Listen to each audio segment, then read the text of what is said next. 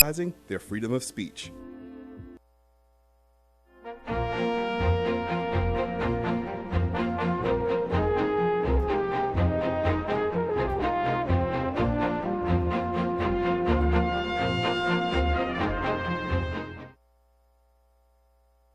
Good evening. I'm your host, Karen Hudis.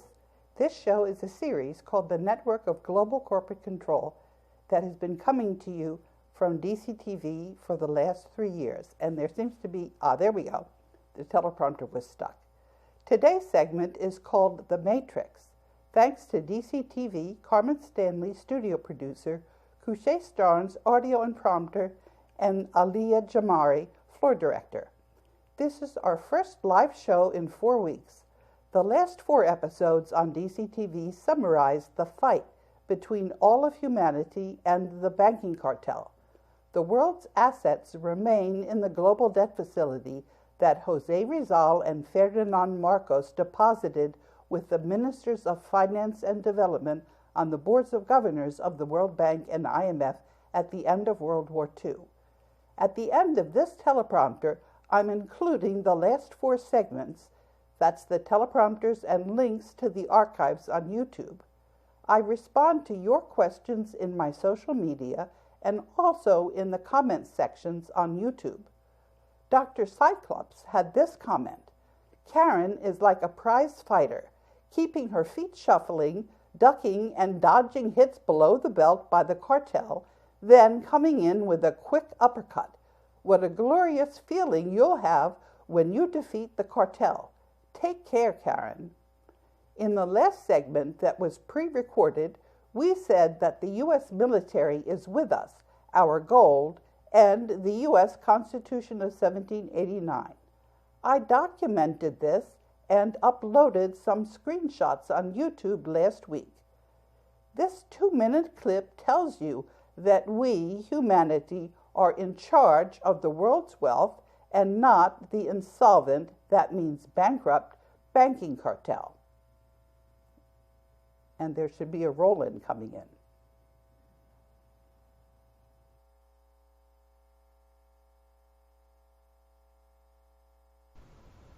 Humanity is one. I'm getting all the help that we need to fight our common enemy, the banking cartel. The people who are opposing me do not stick around. They all shut up. This goes for those traitors, Trump and Dunford. The shills who try and defend Trump and Dunford and the other traitors I've mentioned all shut up as well. Gorsuch did not try to defend himself when I said that he was a liar and that he was bankrupt and that the U.S. Constitution of 1789 was not in effect, and the U.S. Supreme Court was not operating under the Constitution of 1789. The embassies did not try to defend Sandy Okoro or Jim Kim or Christine Lagarde, whom the banking cartel was trying to say had offices as General Counsel of the World Bank, President of the World Bank, and Managing Director of the IMF, after they were fired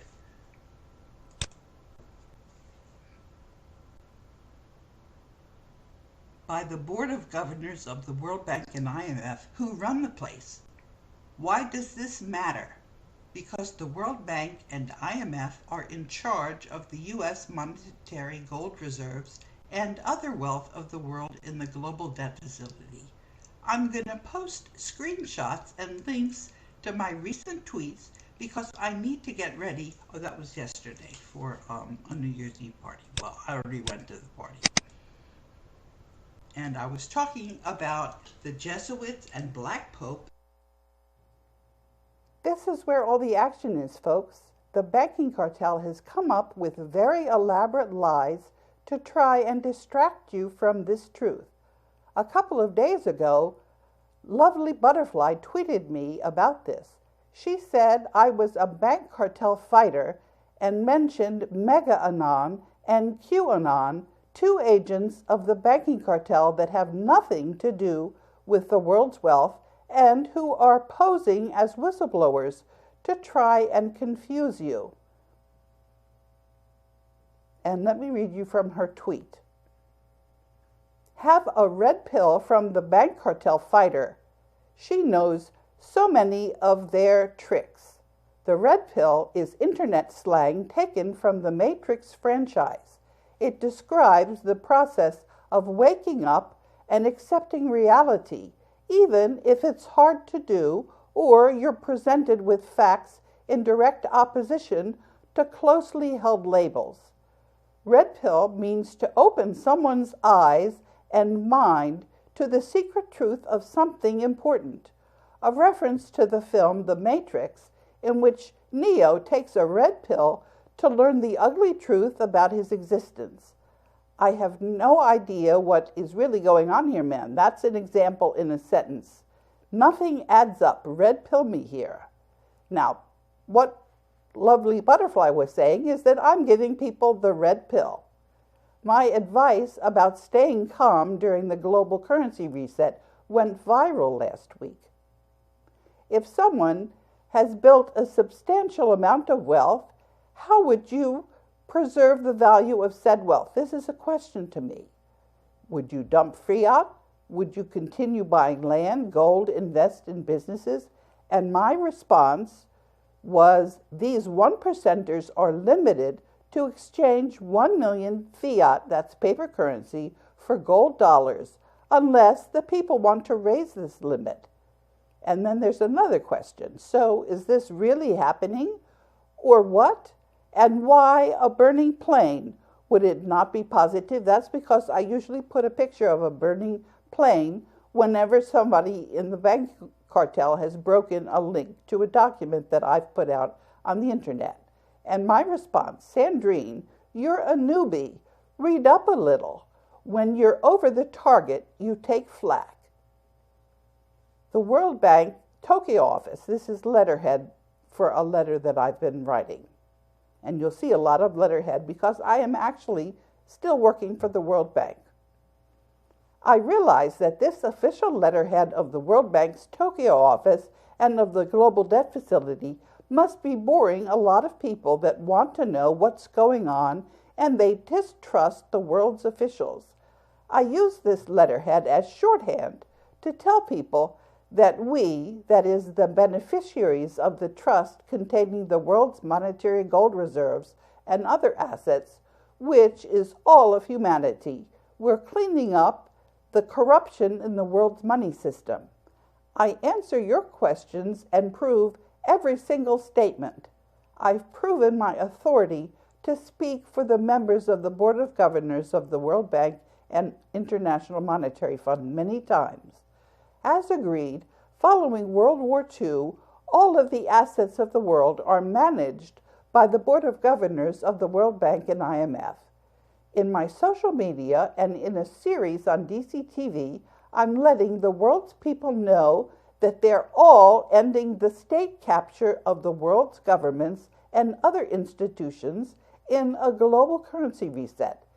This is the exact opposite of the New World Order, because the World Bank and International Monetary Fund have no right to interfere in the political activities of the member countries. The banking cartel has been trying to dominate the World Bank and IMF and have not succeeded. I overrule all attempts to steal the world's assets. That is why I'm giving this public notice of another attempt to steal the world's assets in a priority mailing, and I gave the UPS tracking number, which was from Leonardo Ramos of Crisfield Manor in White Plains, Maryland. And he sent me a garbled screenplay. Ramos lies that his screenplay is based on real events. Neither Ramos nor any of his fictional characters has been authenticated by the Board of Governors of the World Bank. That is how you know that he's a liar. I found Ramos's priority mail letter several days ago under a stack of unopened mail. There's a lot on my plate, especially challenges to my welfare and the welfare of those I hold dear, which includes all of the beneficiaries of the global debt facilities. who I serve as Overseer Mandate Trustee. In case I miss any incoming mail, the banking cartel is on notice that since the banking cartel or any of its shills and agents have not been authenticated by the Board of Governors of the World Bank and International Monetary Fund, any conceivable claim to the world's assets has been extinguished by the statute of limitations. And I signed that as acting general counsel of the International Bank for Reconstruction and Development and Overseer Mandate Trustee of the Global Debt Facility. And on the 6th of October, I wrote, as the representative on the World Bank and IMF Board of Governors representing the United States monetary gold reserves that finances the U.S. and rest of the world's militaries, I vote the U.S. shares on the Board of Governors. The minutes of the last 3 years of meetings of the Board of Governors make it clear that the world is at peace. This is taken from a CD that a retired U.S. Marine sent to me. You can read his entire message if you go to the teleprompter, which is going to be uploaded tonight on YouTube. And you can read his foreword, which I'm going to be reading from you. The perspective presents the case that this concealed foreign enemy and its American minions are on their last legs because they have unwisely accelerated their long-concealed scheme of controlled disintegration, accompanied by numerous shootings and bombings that have awakened Americans. This foreign enemy has two fatal vulnerabilities: its needs for public invisibility and control of the U.S. military to enforce its concealed global schemes. The enemy uses its near-total control of global media, education, and entertainment to maintain its invisibility with a high wall of false reality. But the accelerating social and economic stress to which it has subjected the American public by its massively fraudulent and destructive schemes is dragging the enemy toward the light and explosive public wrath. The enemy's critically important control of the U.S. military is rapidly evaporating. The American, Russian, and Chinese militaries, in concert, have determined the wisdom of bringing to an end the family's plans for fomenting a World War III and its New World Order pretensions and its murderous existence. Closing with the enemy has already begun. And then I also tweeted at the World Bank annual meetings, Iceland did not accept its monetary gold reserves. It was extra hard to post a tweet because the banking cartel realized what it meant when I included my letters to Iceland's Minister of Finance on the World Bank's Board of Governors during the 2016 spring meetings of the World Bank and IMF. At the end of the tweet, I reposted a reply with a separate tweet which I uploaded on Internet Archive, and I've given you the link in the teleprompter. The banking cartel also broke the link to the teleprompter for the April 19, 2016 segment on DCTV containing the minutes of the April 16th spring meetings of the World Bank and IMF Board of Governors meeting. This segment can be viewed, and I've given you a link for that. I'm now mailing out the minutes of the upcoming annual meeting of the World Bank and IMF to the Washington embassies of the 25 ministers who are on the Development Committee. I emailed these minutes to the 189 member countries, their New York and Tokyo embassies, and I posted them on the internet. This was back in October.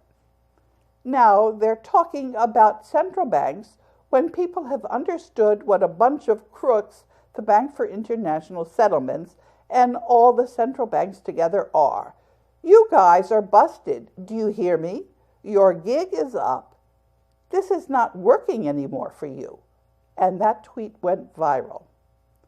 And someone said to me in my Twitter account, Karen, you're such a sorely needed source of hope in these times, and thank you with all our hearts. How can we people help support you and the efforts of this movement for global monetary justice? Thank you for your question. I'll answer this in the next segment on DCTV. And on the 4th of January, I tweeted, "These are some of the recent comments on the video I uploaded 2 days ago." I tweeted many of the earlier comments and my replies, and Twitter broke the link. Broken links on a tweet about how the banking cartel is doomed are very meaningful. The failed censorship simply shows you what the banking cartel wants to try and hide from you. And then I wrote about Eric John Phelps. He's controlled opposition. The problem with controlled opposition is that the areas where they spread disinformation are crucial. Only by comparing and contrasting are you able to discover accurate information. And this is about the Jesuits. It was Marianne who was asking me a question. I wrote to her, "When we're living in a corrupt world and the banking cartel wants to destroy our understanding, I'm not going to serve as your librarian. I'm here to work together with everyone, using the world's wealth to clean up our money system so that we can tackle the misinformation together." This tweet gives you some links about what I've said about the Jesuits. I try to be reliable by working together with others. Since our money system is corrupt and the beneficiaries of the global debt facility are not yet decentralized and using local currencies issued by the villages and towns, we cannot be sure how close we are to the truth. Discussions on religion are a surefire way for us to get bogged down in divide and conquer. We can have these discussions later when we're decentralized and the banking cartel doesn't have a source of income to corrupt our politicians. Some of the older documents that I'm showing you in this tweet include the topic of religion. Please bear with me and let us deal with this subject later, after we've cut off the corruption in the world's currencies and monetary system. Also, you'll see that I've referred to what is probably a fictional character, Pepe Orsini, whom I thought was serving as the Grey Pope. That office, the head of the pharaonic bloodline families, is very real, but I don't know the identity of the person who's filling that office. We in the Coalition for the Rule of Law that administer the world's monetary gold reserves and other wealth can deal with the Grey Pope and the rest of the pharaonic bloodline families, whom I call the head of the snake, once we've made more progress on the global currency reset. At the end of a tweet, there's something I tweeted a month ago, and that is in the teleprompter, which I'm reading. The task is enormous. If anyone is key to succeed in effecting change, it's Madame Hudis. And you can read what he wrote. It was very nice.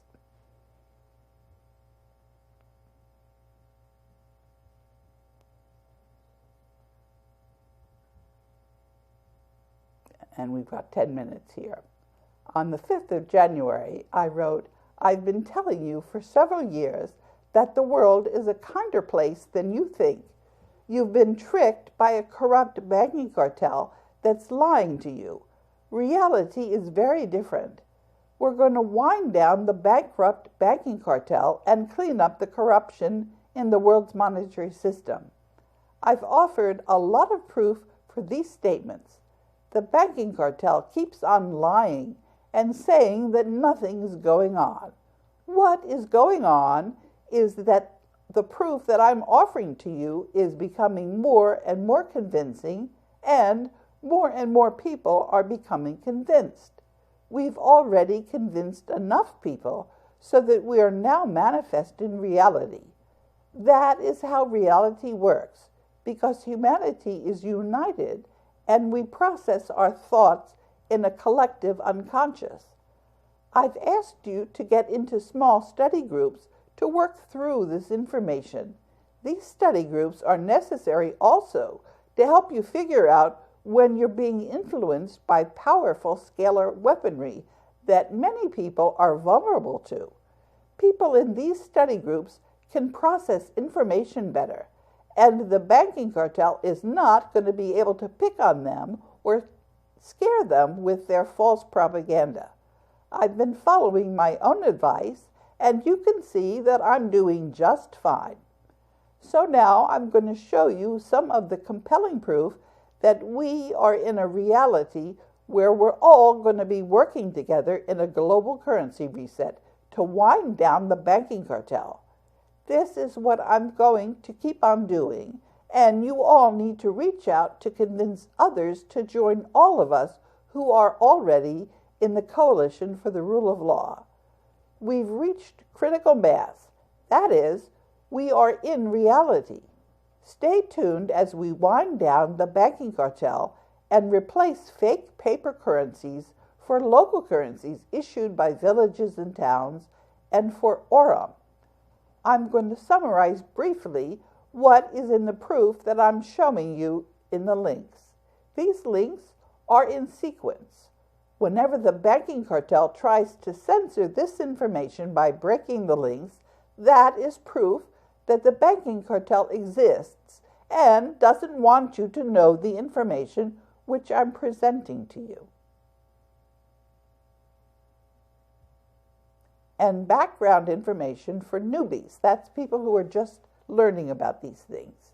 The United States mission to the United Nations acknowledged receiving the description of the global currency reset, and they didn't deny that this information was true. The teleprompter for the DCTV series about the banking cartel on the 5th of December, that episode was about the Marine Expeditionary Unit that attacked the CIA's branch office in Langley, Virginia. None of the forces who attacked the CIA were charged with anything. That the Marines attacked the CIA was well documented by the people who lived next to the CIA's branch office. The CIA's headquarters are in Switzerland, which is also the headquarters for the banking cartel. The teleprompter documenting the banking cartel's bankruptcy on the 21st of March 2017 was attached at the end of the December 5th, 2017 teleprompter.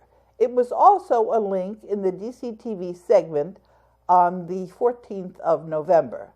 The banking cartel tried very hard and failed to hide the March 21st, 2017 teleprompter when I retweeted it a couple of days ago.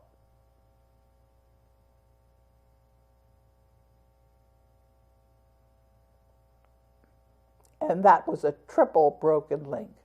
That I said at the time, that must be devastating information for the banking cartel. And sometimes in the links, if you just type this into the browser, you can find out what the information is that the banking cartel is trying to hide from you.